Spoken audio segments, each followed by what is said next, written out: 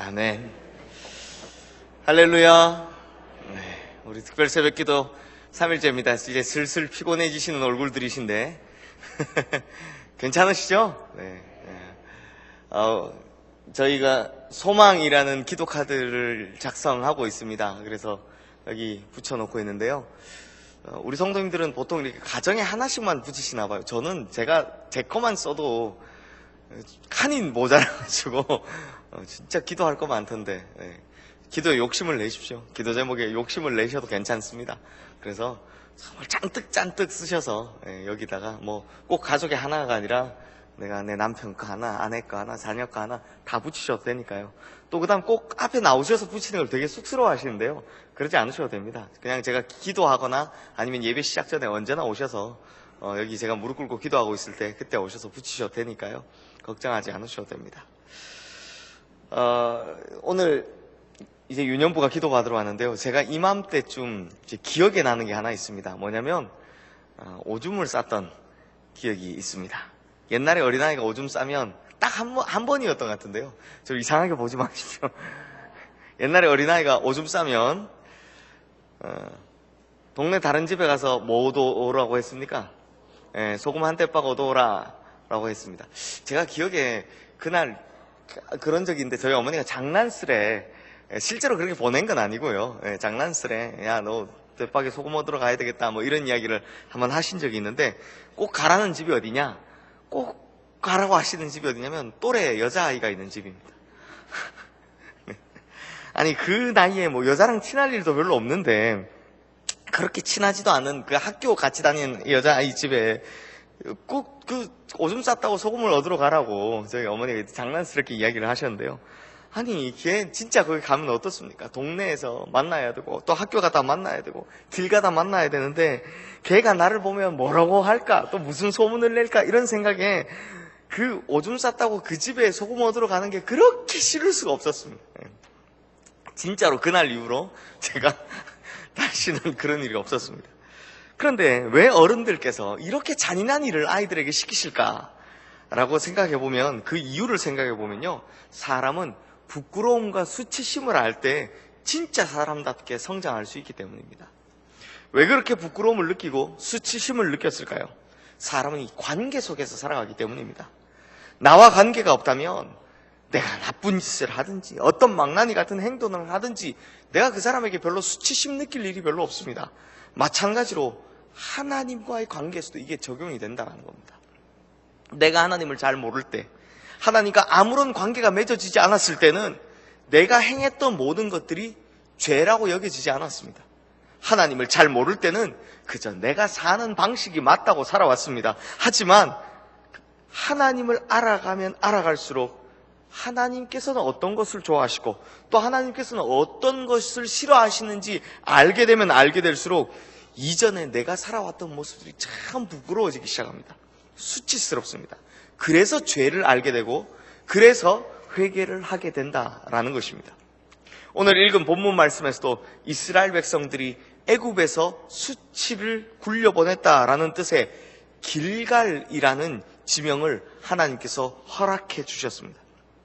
즉 하나님을 잘 몰랐던 애굽 시절에 그때 했던 모든 행동들, 그때 했던 모든 잘못들, 하지만 이제는 이 40년 광야 여정 가운데서 하나님을 그만큼 더 많이 알아가게 되고 또 그만큼 더 깊이 알게 되었기 때문에 그 모든 과거들을 이제 떠나보내고 굴려보내야 한다라는 말씀입니다. 그래서 오늘 본문 말씀, 우리 2절 말씀을 함께 읽겠습니다. 그때 여호와께서 여호수아에게 이르시되 너는 부싯돌로 칼을 만들어 이스라엘 자손들에게 다시 할례를 행하라 하시매. 하나님께서 가나안 땅에 들어온 이후 처음 하신 명령이 바로 이 할례에 대한 명령이었다라는 것입니다. 그 이유가 모든 죄를 다 굴려보내겠다라는 뜻입니다. 성도님들, 이 할례라는 것을요, 신약에서 의하면 세례와 같은 것으로 대체할 수 있는데요, 이것은 바로 죽었다라는 뜻을 가지고 있습니다. 왜 죽어야 합니까? 옛사람을 가지고는 이 새로운 축복의 땅에 들어갈 수 없기 때문입니다. 하나님께서 우리로 새로운 땅에, 새로운 세상에 발디디게 하실 때 가장 먼저 요구하시는 일이 있는데, 그것이 무엇이냐? 바로 우리의 옛사람을 버리게 하는 일이다 라는 것입니다. 그러므로 새해를 시작하는 우리 시흥의 모든 성도님들, 오늘이 우리 성도님들이 길갈에 도착한 날이 되시기를 주님의 이름으로 축원합니다. 그래서 우리 성도님들 이전의 죄들, 또 옛사람들 다 버리고, 다 씻어버리고 새 사람을 입어서 진짜 올 한 해는 축복의 땅, 약속의 땅에 발을 디디는 새로운 시작이 있는 우리 성도님들 되시기를 주님의 이름으로 축원합니다. 그런데 성도님들, 문제가 있습니다. 오늘 본문 3절 말씀 함께 읽겠습니다. 여호수아가 부싯돌로 칼을 만들어 할례산에서 이스라엘 자손들에게 할례를 행하리라. 지금 요단강을 건너서 길갈에 도착했더니 하나님께서 할례를 받으라라고 말씀하셨다는 겁니다. 여기에 두 가지 문제가 있습니다. 첫 번째, 우선 이때가 이스라엘 백성들이 할례받기에 가장 적절하지 않은 때라는 겁니다. 오늘 본문 바로 위에 있는 1절 말씀 우리 함께 읽어보겠습니다. 1절 말씀. 요단 서쪽의 아모리 사람들의 모든 왕들과 해변의 가나안 사람의 모든 왕들이 여호와께서 요단물을 이스라엘 자손 앞에서 말리시고 우리를 건너게 하셨음을 듣고 마음이 녹았고 이스라엘 자손 때문에 정신을 잃었더라. 성도님들, 전쟁을 승리로 이끄는 요소들 중에 중요한 게 하나 있다면 그건 바로 군사들의 사기입니다. 그런데 지금 이스라엘 백성들 입장에서는 사기가 충천한 시절입니다. 본인들은 하나님의 도우심으로 지금 요단강을 마른 땅처럼 갈라서 건너 들어왔기 때문입니다. 하나님께서 우리를 도우신다라는 그 확신이 정말 가득 차 있을 때였기 때문입니다. 그러니 사기가 하늘을 찌를 줄 모르고 올랐을 때죠. 반면에 적들의 사기는 바닥입니다. 그래서 방금 읽으신 이 1절 말씀에 보면 하나님의 기적과 같은 능력으로 이스라엘 백성들이 요단강을 건넜다라는 이 사건을 들은 가나안 족속들의 마음이 완전히 녹았고 이스라엘 자손들 때문에 정신을 잃었다라고 말씀합니다. 사기가 바닥이라는 거죠. 그렇다면, 그래서 이 정도로 사기의 차이가 난다면 지금 어떻게 해야 좋습니까? 빠르게 전쟁을 쳐야 합니다. 그때입니다. 지금 이스라엘 입장에서는 이보다 더 좋은 찬스는 없는 겁니다. 그냥 쭉 밀고 들어가면 알아서 항복하게 될 그런 시기라는 겁니다. 그런데 하나님께서 이 중요한 시기에 할례를 받으라 라고 명령하셨다는 것입니다. 또 무슨 문제가 있는가 하면 이곳은 이스라엘 백성들이 할례받기에 가장 적절치 않은 장소였다는 것입니다. 왜냐하면 이스라엘 백성들이 요단강을 갈라서 들어왔기 때문에 가나안 땅에 입구로 들어온 게 아니라요, 허리 부분을 댕강 잘라서 들어온 것입니다. 그러니까 지금 가나안 땅 한가운데로 들어온 것입니다. 쉽게 설명하면 적진 한가운데 지금 들어와 있는 것입니다. 게다가 코앞에 있는 성이 어디입니까? 여리고성입니다. 여리고성은요, 가나안에 있는 성 48개 성읍 가운데 가장 강력한 성이었고 가장 단단하고 견고한 성이었습니다. 군사력도 최고의 성이었습니다. 그러면 이제 여리고 성 앞에 두고 뭘 해야 합니까? 전쟁 준비를 해야 합니다. 어떻게 하면 승리를 할 수 있을까? 작전을 짜야 하고 무기를 준비하고 그렇게 준비해도 마땅찮을 그때 그 장소에서 여리고성 바로 코앞에서 지금 할례를 행하라고 하신다고요. 이게 진짜 말이 안 되는 얘기죠. 그런데 성도님들, 오늘 본문에서 가장 중요한 것은 그럼에도 불구하고 순종했다라는 것입니다. 할례를 받는 날 어땠겠습니까? 분명히 할례를 행한 순간부터 다 아파서 들어 누워 있었을 것입니다. 나을 때까지, 상처가 아물 때까지 그렇게 다 들어 누워 있어야만 했었을 것입니다. 그때 이들이 얼마나 두려웠을까요? 혹 누가 기습이라도 해오면 어쩌나? 누가 쳐들어오면 꼼짝없이 다 죽어야 할 텐데 어떻게 하나? 분명히 걱정이 많았을 것입니다. 그럼에도 불구하고 중요한 것은 하나님의 명령에 순종했다. 이것이 중요하다라는 것입니다. 그런데 성도님들, 생각해 보십시오. 할례를 받은 직후에는 분명히 두려웠을 겁니다. 할례를 받을 때는 분명히 떨렸을 겁니다. 그런데 할례를 받은 후 하루가 지나고 이틀이 지나고 3일이 지나고 이 시간들이 지나면서 어떤 마음의 변화가 생기기 시작할까요? 어떤 마음의 변화가 생기기 시작할까요? 두려움은 오히려 확신으로 바뀌기 시작합니다. 걱정과 염려는 오히려 확신으로 바뀌기 시작하게 된다는 겁니다. 그들이 무기력하게 누워있는 그 시간 동안 자신들에게 아무 일도 일어나지 않은 것을 경험한 이 이스라엘 백성들은 역시 하나님께서는 우리를 보호하시는구나. 역시 하나님께서는 우리를 지켜주시는구나 라는 이 확신이 점점 더 들기 시작한다는 것입니다. 사랑하는 성도님들, 이런 확신은요, 순종을 통해서만 경험할 수 있는 확신입니다. 이런 확신은 하나님을 향해 신뢰를 보일 때만 느낄 수 있는 확신이다라는 것입니다. 결국 이 길갈의 할례 사건은 이스라엘 백성들에게 더더욱 하나님과의 관계를, 신뢰 관계를 돈독하게 만들어주는 비결이 되었다라는 것입니다. 저는요,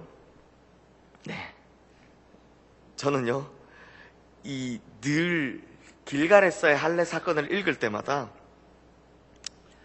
참 인간적인 생각을 많이 했었습니다. 이왕에 할례를 행할 것 같으면 저는 차라리 요단강 건너기 전에 했으면 어땠을까? 그게 맞잖아요. 그게 더 좋을 것 같은데 그러면 얼마나 안전했을까? 그럼 두렵지도 않고 떨리지도 않고 그냥 요단강 건너기 전에 그때 해줬으면 얼마나 좋았을까 하는 인간적인 계산을 늘 하고 있었습니다.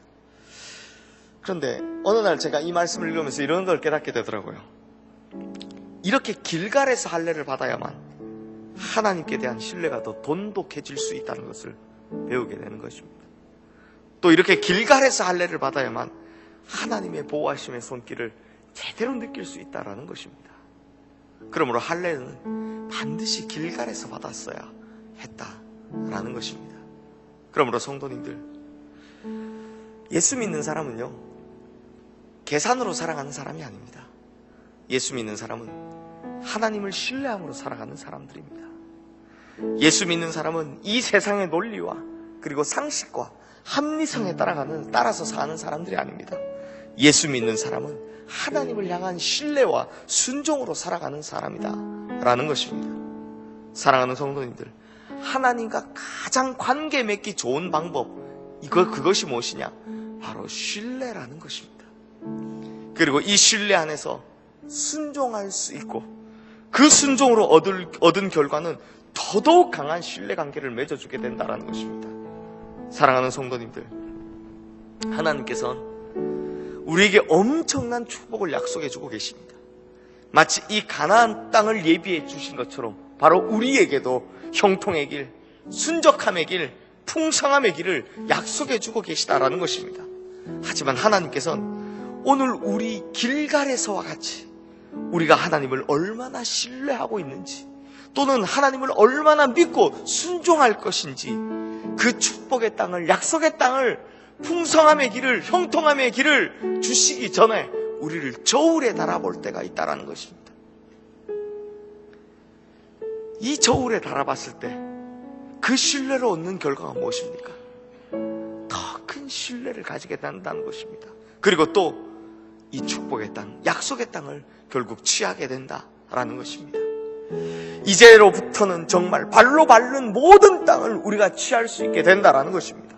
형통의 길, 순적함의 길, 풍성함의 길을 우리가 걷게 된다라는 것입니다. 그러므로 우리 시흥의 모든 성도님들, 이 새로운 한 해에는 하나님을 신뢰하는 성도님들 되시기를 주님의 이름으로 축원합니다. 끈질기게 신뢰하는 성도님들 되시기를 주님의 이름으로 축원합니다.